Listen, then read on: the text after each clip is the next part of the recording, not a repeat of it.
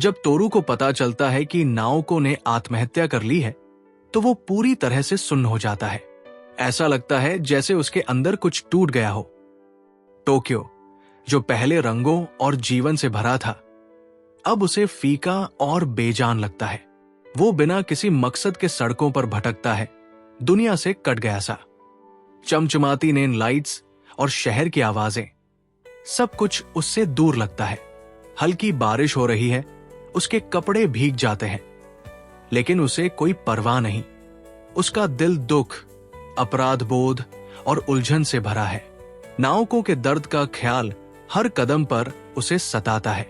तोरू दोबारा सैनिटोरियम जाता है, इस बार नाओको से मिलने नहीं, बल्कि रेको के साथ रहने के लिए, क्योंकि दोनों नाओको की मौत का गम महसूस कर रहे हैं। रेको अपना सामान पैक कर रही है और बाहर की दुनिया का सामना करने के लिए तैयार है। वो नहीं रोती, लेकिन उसके चेहरे पर दर्द साफ झलकता है। तोरू चुपचाप खड़ा उसे देखता है। कमरे में नाओको की गैर मौजूदगी का सूनापन महसूस होता है। दोनों जानते हैं कि ये मुलाकात उनके साझा अध्याय का अंत है। तोरू और रेको साथ बैठते हैं, चुपचाप। वे कुछ नहीं कहते, लेकिन दोनों का दुख एक दूसरे को समझ आता है। बाहर धुंध से ढके पहाड़ जैसे उनकी भावनाओं को बयां कर रहे हों। सब कुछ शांत है, लेकिन भारी। वे साथ में बस यूं ही बैठे रहते हैं, बिना छुए, अपने ख्यालों और नाओको की यादों के साथ। रेको सैनिटोरियम के गेट पर खड़ी है, एक छोटा बैग लिए। वो जाने को तैयार है। तोरू उसके साथ खड़ा है, विदाई के लिए। न कोई बड़े शब्द, न कोई वादा, बस एक शांत अलविदा। चारों ओर फैले पहाड़ बड़े और खाली लगते हैं। नाओको अब नहीं रही और अब रेको भी जा रही है। तोरू खुद को पहले से ज्यादा अकेला महसूस करता है। तोरू कुछ और दिन सैनिटोरियम में रुकता है। दिन लंबे और चुपचाप बीतते हैं। वो बागों और पगडंडियों पर चलता है, नाओको के साथ बिताए पलों को याद करता है। वो सोचता है कि अब आगे क्या करना है। भविष्य धुंधला सा लगता है। वो ठीक होना चाहता है, लेकिन कैसे, उसे नहीं पता।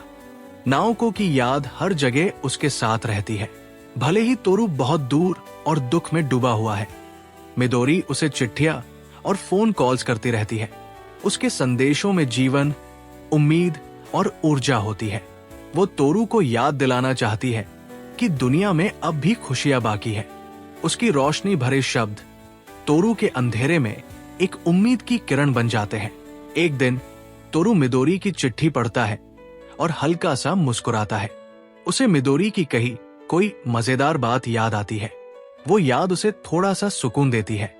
कई दिनों में पहली बार वो दुख के अलावा कुछ और महसूस करता है। ये एक छोटा सा एहसास है, लेकिन बताता है कि शायद जिंदगी में अब भी जीने लायक कुछ पल बाकी है। तोरू अकेले बहुत समय बिताता है। वो शांत खेतों और जंगलों में चलता है, सोचता है अपनी यादों, दर्द और अपनों के बारे में। प्रकृति शांति देती है, लेकिन अंदर से वो खोया हुआ महसूस करता है। वो उन सवालों के जवाब ढूंढ रहा है जो अभी भी उससे दूर है। मिदोरी तोरू को कॉल करती है और साफ साफ कहती है कि वो हमेशा उसका इंतजार नहीं कर सकती। उसे जानना है कि तोरू क्या चाहता है।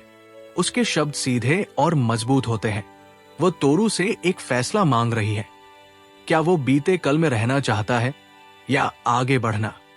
उसकी ईमानदारी तोरू को झकझोर देती है। अब उसे अपने दिल का सामना करना है। तोरू अकेले बैठा गहरे सोच में डूबा है। उसने नाओको से प्यार किया था, लेकिन अब वो इस दुनिया में नहीं है। वहीं मिदोरी की मौजूदगी उसे गर्माहट और एक बेहतर भविष्य की उम्मीद देती है। दोनों महिलाएं उसके लिए बेहद अहम रही है। अब उसे एक कठिन फैसला लेना है। क्या वो नाओको की यादों में अटका रहेगा या मिदोरी के साथ एक नई जिंदगी अपनाएगा? उसका दिल उलझनों से भरा है और यह फैसला बहुत मुश्किल लगता है। तोरू को रेको की एक चिट्ठी मिलती है। वो बहुत ध्यान से लिखी गई होती है और उसके शब्द सब कुछ बदल देते हैं। ये पत्र उसे समझने में मदद करता है कि नाओको शायद कभी वैसी नहीं हो पाती जैसी वो पहले थी। ये एक दुख भरी शांति लाता है। अब वो महसूस करता है कि आगे बढ़ने का समय आ गया है। भारी मन से तोरू सैनिटोरियम छोड़ने की तैयारी करता है। वो उन पहाड़ों से दूर जा रहा है जहां उसने इतने दिन चुप्पी और दुख में बिताए थे। आसमान अब साफ हो रहा है, जैसे कोई शांत बदलाव का संकेत। उसे नहीं पता आगे क्या होगा, लेकिन अब वो जानता है उसे आगे बढ़ना है।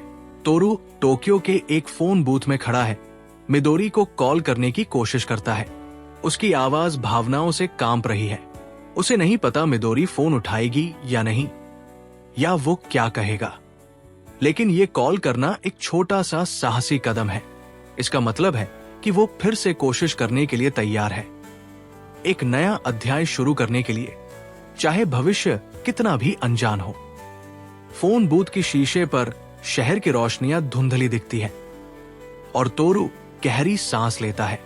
उसी पल उसे समझ आता है कि ठीक होना मतलब भूल जाना नहीं होता, बल्कि दर्द के साथ आगे बढ़ने की हिम्मत जुटाना होता है। उम्मीद चाहे कितनी भी नाजुक क्यों न हो, फिर भी उसे थामना जरूरी है।